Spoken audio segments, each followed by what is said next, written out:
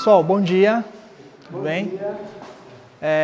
Eu sou o Rodrigo, eu trabalho na Fundação Florestal, trabalho aqui no Petar também.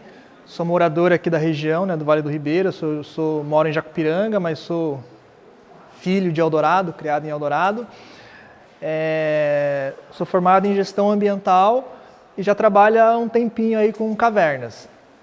E hoje, acho que é uma oportunidade bem interessante de a gente falar um pouquinho sobre cavernas, né? Então eu vou fazer uma apresentação, ela é breve, sobre o processo de formação de cavernas. Então eu vou focar um pouco mais na presença da água, como que a água ajuda na formação das cavernas, que ela está diretamente ligada com isso.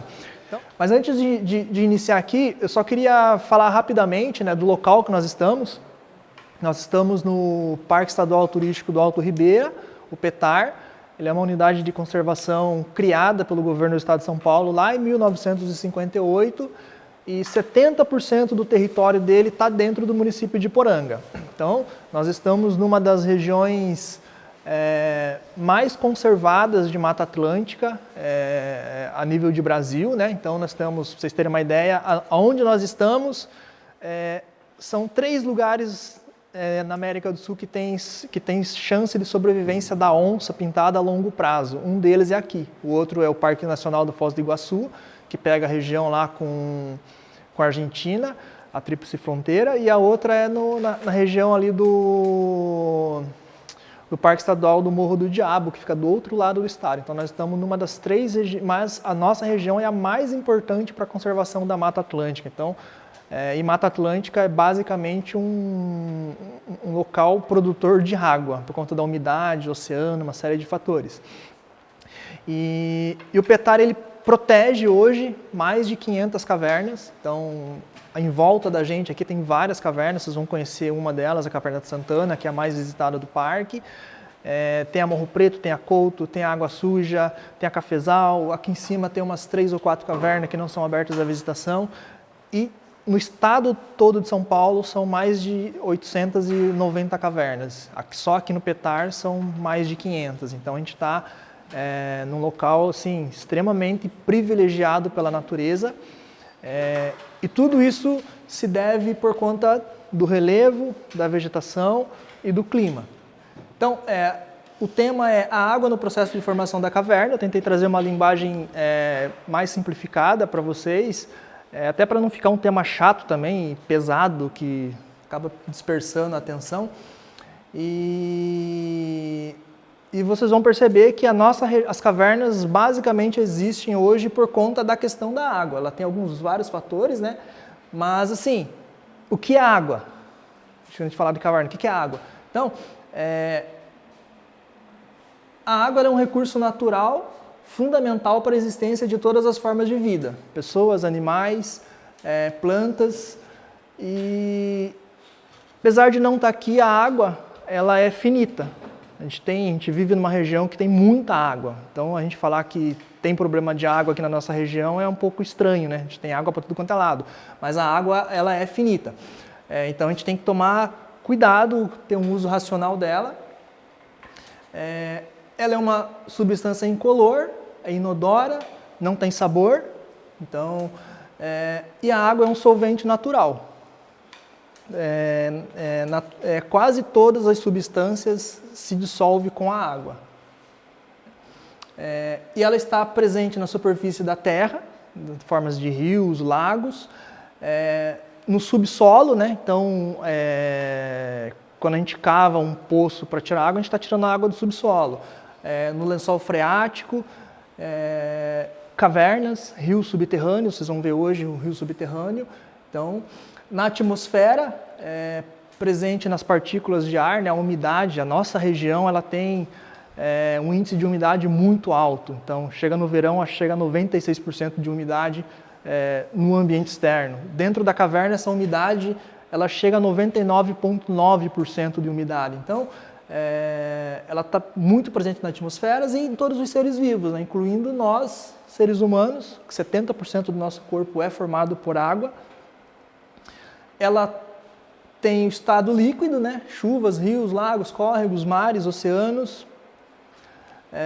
No estado gasoso, né? Como nuvens e vapores. E no estado sólido, através do gelo, né? Basicamente o gelo, as geleiras, o gelo que a gente põe na geladeira. E um exemplo de uma cachoeirinha que vocês vão visitar agora, essa cachoeira do Couto, ela vem de um rio que atravessa uma caverna, a caverna Morro Preto e Couto, e deságua, sai da caverna, a ressurgência da caverna do Couto numa cachoeira. Então é um processo bem bonito, é um lugar bem bonito que vocês vão visitar agora. Não sei se vocês já conhecem aqui também ou já tiveram essa oportunidade. E o que a água tem a ver com as nossas cavernas? As cavernas elas são formadas, são diversos processos, por alguns processos geológicos e químicos, como a erosão das rochas pela água, de chuva e dos rios. O vulcanismo também forma a caverna, então existem cavernas a partir de vulcões. Terremotos também formam algumas cavernas, principalmente em áreas de granito, que vai caindo bloco sobre bloco, vai formando as cavernas. E desabamento. Então a caverna também, em algum momento da sua existência, ela pode desabar, por conta de alguns processos físicos que ocorrem dentro dela. E esse processo de formação das cavernas aqui no Vale do Ribeira, ele está diretamente associado com a presença de água para que ocorra uma caverna. Então é um processo muito lento, de milhares de anos, para chegar no formato que vocês vão visitar hoje. E o que é uma caverna? Vocês sabem definir o que é uma caverna? Tiveram esse conhecimento dessa expressão, o que é uma caverna? Caverna tem uma definição técnica para ela. Ela é um espaço natural subterrâneo, né, uma cavidade, onde cabe um ser humano, onde o ser humano pode entrar dentro dele. Se for um buraquinho pequeno que não caiba um ser humano, isso não é considerado caverna. E aí ela tem vários nomes. Então para nós aqui é caverna, alguns chamam de gruta.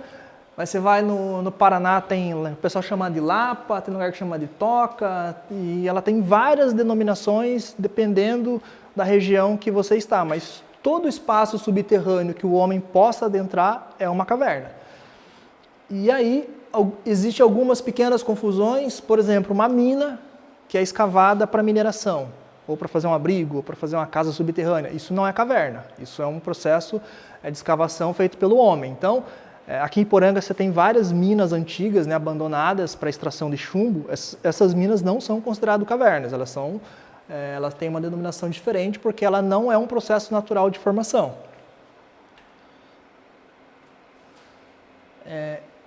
E aí, como é que essa caverna ela é formada? Ela tem alguns processos que, quando eles se juntam, ao longo dos milhares de anos, ela vai dando forma, vai dando tamanho e vai dando volume para chegar nesse espaço oco que a gente conhece hoje como caverna. Então, isso é um processo que levora muitos milhares de anos. Aqui na nossa região, nós temos, assim, a nível de comparação, a rocha principal que forma a caverna, que é a rocha calcária, ela tem cerca de 600 milhões de anos. A caverna ela está entre 2 e 4 milhões de anos, aquele espaço subterrâneo. Então, a contagem de tempo na formação de caverna é muito diferente da nossa contagem de tempo. Então, a gente fala em anos da nossa existência. A caverna a gente fala em eras geológicas. Então, são bastante diferenciado isso. E esses processos eles são através da erosão química, a gente vai estar vendo ele mais detalhado, da erosão física, desabamentos, ou abatimentos que a gente chama, e depois você tem a recristalização desses minerais. O que é essa recristalização? Lá no final vocês vão ver, são os espeleotemas, eles fazem parte desse processo de formação de cavernas.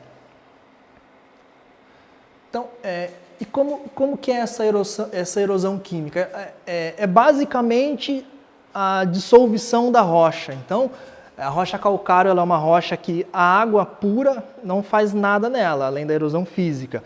Mas a água ácida dissolve a rocha calcária. Então, e quando chove, essa água ela já é um pouco ácida, e quando ela entra no solo, ela se torna mais ácida ainda por conta dessa mistura de matéria orgânica presente no solo, e a partir do momento que ela vai infiltrando naquela rocha, através das fissuras, ela vai começando a dissolver a rocha. Então ela vai começando a abrir os primeiros veios, as primeiras fissuras, para formar esses grandes espaços vazios. E aqui nós temos um exemplo. Então, por exemplo, nós temos cadê o mousezinho? O relevo, né, que são o relevo externo, que são as montanhas, são essas áreas verdes. Nós temos os rios e aqui embaixo nós temos a representação do que seria uma rocha calcária. Esses tons pretos são fissuras na rocha, que é formada por conta da movimentação da crosta terrestre, né? A crosta terrestre ela não é estática, ela se movimenta, então os terremotos é uma movimentação da crosta terrestre. Cada movimento desse gera fratura nessas rochas. E aí essa água ela vai infiltrando e vai começando a dissolver a rocha. Vai dissolvendo a rocha, vai formando esses vazios maiores até em determinados momentos que criam grandes salões, criam rios subterrâneos, que é um processo inicial de formação das cavernas, através da erosão química. Nós temos a erosão física, que é basicamente a água erodindo a caverna. Então, o que a gente conhece, exemplo de erosão química? Quando a gente está na rua que está uma chuva muito forte, numa rua de terra, numa estrada de terra, você vê aquela água que cai transparente ficar marrom por conta da terra. Então, isso é um processo de erosão. Então, ele está carregando aquela matéria que está no solo e vai fazendo aquelas pequenas valas, aqueles pequenos sulcos. Não é diferente na formação da caverna, o rio vai escavando, ele vai rebaixando o lençol freático, ele vai tornando mais fundo o processo de formação. Vocês vão conseguir ver isso também ali na Caverna de Santana. Você tem umas marcas desse processo, quando o rio passa na parte mais alta da caverna, então isso é bem legal. E aí é aquele velho ditado, né? Água mole, pedra dura, tanto bate até que fura. Então isso ele funciona perfeitamente para esse processo de formação da caverna através dessa erosão física. E aqui vocês podem ver, isso aqui é a caverna do Couto, né? Então nós temos um túnel escavado. Hoje ele está seco, o rio mudou o leito dele, né? Mas quando se a gente começar a observar a parede, a gente vai ver aquela listrinha ali, ó. Parece que ele faz um escavado assim na rocha. Aquilo dali é uma marca que um dia passou o rio. Então o rio ele escavou aquela parte lá em cima no teto. Depois ele vai rebaixando o solo da caverna até chegar no nível que está hoje. E são várias marcas, são várias marcas que tem. Então você tem uma no meio, você tem embaixo, e hoje esse ponto ele está parado, esse processo de formação, porque o rio mudou de lugar. Então aqui o processo de formação ele não ocorre mais. Aqui só acontece água quando dá aquelas cheias muito grandes, que aí inunda toda a caverna. Nós temos o desabamento também. Então o desabamento ou o abatimento ele acontece a partir de duas situações básicas. Através do processo de dissolução da rocha, né, quando a água ácida vai dissolvendo a rocha, ela vai criando fraturas na rocha, né, pequenas trincas, vai fragilizando a rocha. Com o passar dos anos, isso pode causar desabamento, porque a estrutura ela está suspensa, então as trincas faz com que o peso não suporte ele ficar no teto, então ele acaba caindo, né, desabando. E o outro processo também é através dos rios subterrâneos. Às vezes o rio ele cria um salão, um espaço vazio cheio d'água. E aquele espaço vazio, aquele teto ele fica sustentado pela água.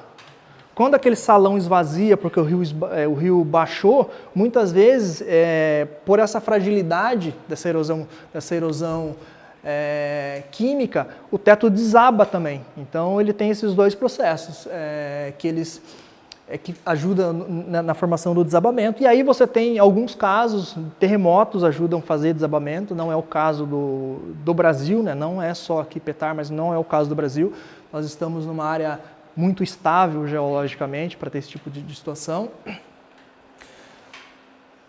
E aqui nós temos um exemplo, né? Esses blocos caídos ali na saída da Caverna do Couto são exemplos de blocos que foram desabando ao longo dos milhares de anos. Então, a gente consegue perceber em alguns casos grandes blocos abatidos. Então, a Caverna do Diabo, por exemplo, ela tem um salão bem no interior da caverna que a gente chama de Salão dos Gigantes Caídos. São blocos de rocha maiores que casa, tombados assim, ó, dentro da caverna. Então, tamanho de carro, casa, caminhão, você olha assim, são gigantes assim, esses blocos caídos. Tudo isso formado por desabamento. E aí nós temos a recristalização, que é o processo de formação dos espeleotemas. Essa eu acho que é a parte mais legal de visitar a caverna. Você vê os espeleotemas, as formas que eles tomam, você conseguir assimilar um espeleotema com algum animal, uma planta, pessoas. Então isso... Mas como que ocorre esse processo?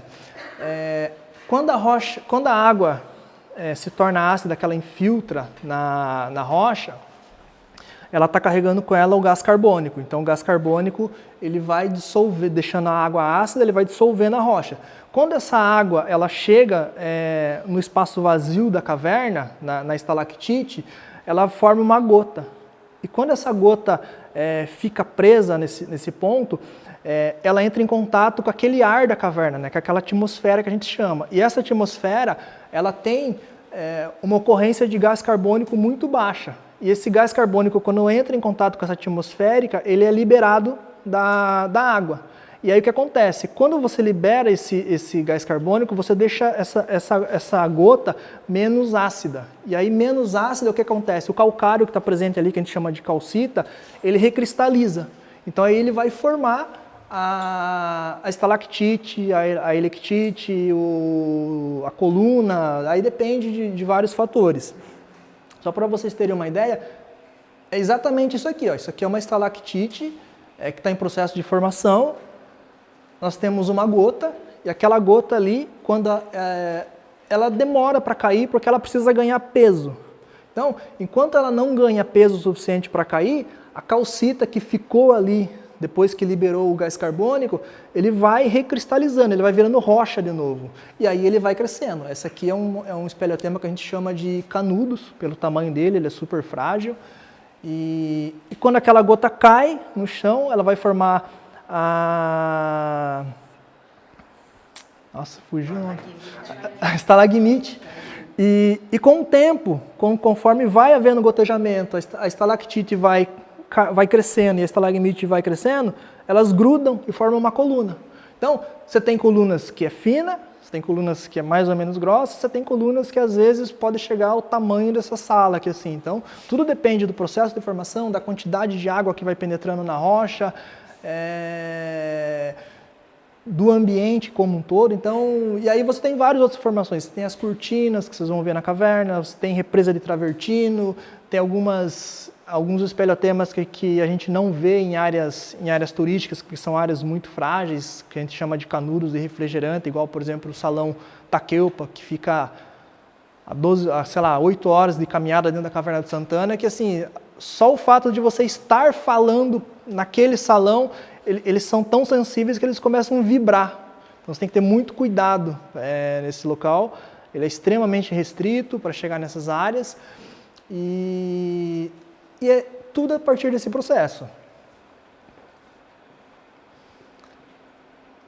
E assim é formado uma caverna. Então isso aqui é um resumão de como é formado o processo da caverna, né? Então você tem a água da chuva, que dissolve o gás carbônico, que passa pelo solo, dissolvendo mais gás carbônico ainda, que essa água se torna mais ácida, ela penetra nas fendas do calcário e vai dissolvendo aqueles carbonatos, né? E gerando cavidades subterrâneas. Então a gente tem essas representações aqui para ajudar, né? Então por onde a água vai passando e vai dissolvendo, vai abrindo os salões, depois vai formando as estalactites, vai formando as estalagmites, as colunas, e esse é basicamente o processo de formação de caverna. Então, a água está presente em todo o processo. Então, assim, quando você tiver numa caverna, se você tiver a oportunidade de entrar numa caverna que você que ela não tiver úmida, que ela não estiver seca, essa caverna ela não está mais em processo de formação, ela já está estabilizada. Mas vocês vão ver na Santana, por exemplo, vocês vão ver pontos que tem gotinha pendurado, o rio ali passando, a umidade muito intensa lá dentro. Então, é uma caverna que o processo de formação está ocorrendo. Então, vocês vão entrar pelo leito do rio, vão subir um andar, vocês vão estar num leito antigo do rio, que o rio mudou um dia, ele passou por cima da caverna e ele saiu por dentro. Então, e a Caverna de Santana ela é bem legal também, porque você tem o rio saindo, o rio Roncador, aquele riozinho que a gente passa aqui depois do quiosque para ir para a Caverna de Santana. Esse rio ele passa por cima da caverna, então ele passa por cima da caverna, o rio que está dentro, e você tem outros pequenos riozinhos dentro da caverna que deságua nesse rio principal da caverna. Então, e mais toda a infiltração de água que tem do solo, que vai caindo para formar as cavernas. E é basicamente isso, pessoal. Vocês têm dúvidas, querem perguntar, ou querem deixar para ir perguntando na caverna também? Eu não entendi muito da diferença de erosão química e erosão física. A química é a água ácida, a água acidulada, né, na verdade, não a ácida, a água acidulada por conta do gás carbônico, que dissolve a rocha calcária. E a erosão física é como se fosse uma força bruta, que vai escavando, vai formando salões. Vocês vão ter a oportunidade de ver, por exemplo, na Caverna de Santana, uma formação chamada pata de elefante. Então ela lembra-se, uma pata de elefante. Só que ela está uma altura assim do leito do rio. Essa formação aconteceu quando o rio estava na base dessa pata do elefante. Só que o rio continuou escavando e essa formação parou o seu processo de formação. Então vocês vão ver que vocês vão passar a mão por baixo assim, não tem nada. É porque o rio continuou escavando. Isso é uma erosão hídrica. Isso, ela lembra uma patona de elefante. Uhum. Então, isso é um exemplo de erosão física, porque é o rio que vai carregando aquele solo, vai desmanchando a rocha.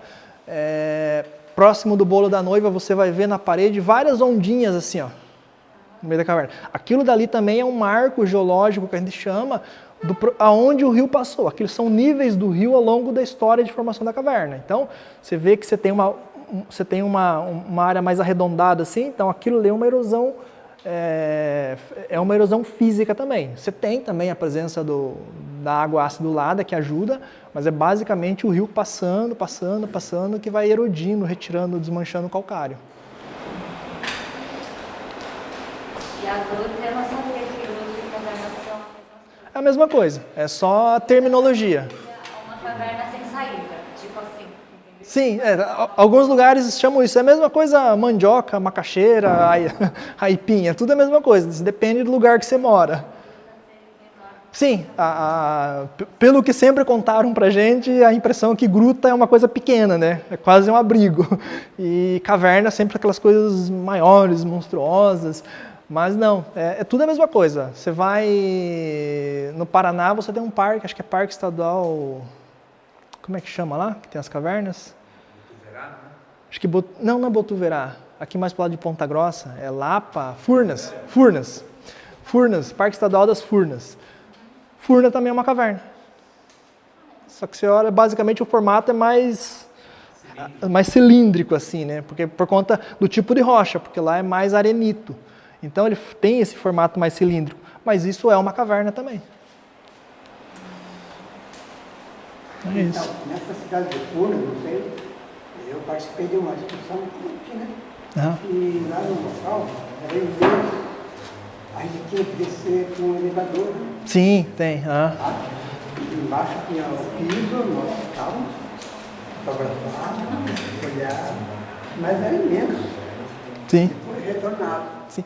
Você tem, eu acho que pode ser lá, mas você tem, por exemplo, cavernas nos Estados Unidos que você entra de balsa dentro da caverna, de tão grande que ela é e tão grande que é o rio, você vai de balsa dentro da caverna. Na Europa também, acho que eu não lembro se é na Eslovênia ou é na Croácia, você tem algumas cavernas com rios muito grandes dentro, que você passeia de barco dentro da caverna também. Como você tem no Brasil santuários também dentro das cavernas. Exato. Tem na Bahia, né? Na Bahia. Minas também, você tem cavernas que são santuários, tem igrejas dentro da caverna. Então você tem isso. Você tem a Caverna do Diabo, que é toda iluminada, com escadas. Então depende muito do tamanho da caverna, do período que se começou aquela visitação, do uso histórico que se dá para ela. Por exemplo, você citou a Caverna do Diabo. Por que motivo ela ser iluminada? Oi? Por que motivo ela ser iluminada?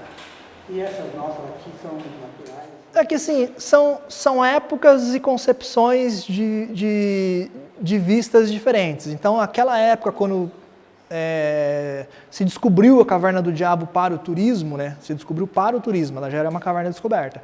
Então, o pessoal achou que devia facilitar o acesso dentro dela. E como é que você facilitava? Você colocar grandes volumes de pessoas dentro daquela caverna. Você tendo iluminação, porque aí as pessoas não precisam ficar trazendo suas próprias lanternas, e você ter as escadas, ao invés de você ficar andando por um monte de salões que é tudo desmoronamento lá naquela área turística, basicamente, e ficar escalando e desescalando rocha, as escadas facilitam esse acesso. Então, hoje, a Caverna do Diabo, assim, a concepção da visitação dela permite, no máximo, 1.200 pessoas por dia. Mas dificilmente chega a isso. Assim, a média, num feriado muito prolongado, chega a 700 pessoas por dia na Caverna do Diabo. Mas nós temos um registro histórico ali na Caverna do Diabo, final da década de 70, de ter mais de 9.000 pessoas num único dia na Caverna do Diabo. Então, assim, era quase que uma procissão, né? Uma filinha indiana de gente entrando e saindo da caverna. Agora imagina 9.000 pessoas sem iluminação, como é que seria essa visita? Então, hoje, obviamente, mudou a legislação, mudou o conceito de conservação, você trouxe mais isso para a sociedade, então hoje dificilmente você faria isso numa caverna como a estrutura da Caverna do Diabo. Talvez colocaria estruturas, mas não daquele porte. Mas é isso. E aqui não teve isso também, até por conta das características das cavernas. A Caverna de Santana também tem estrutura. Você tem umas passarelinhas lá dentro de madeira, mas você tem passarelinhas de concreto. Algumas passarelas de concreto, você nem percebe que é uma passarela de concreto, porque ela já meio que quase que se integrou naquele ambiente ali por conta do material que foi utilizado.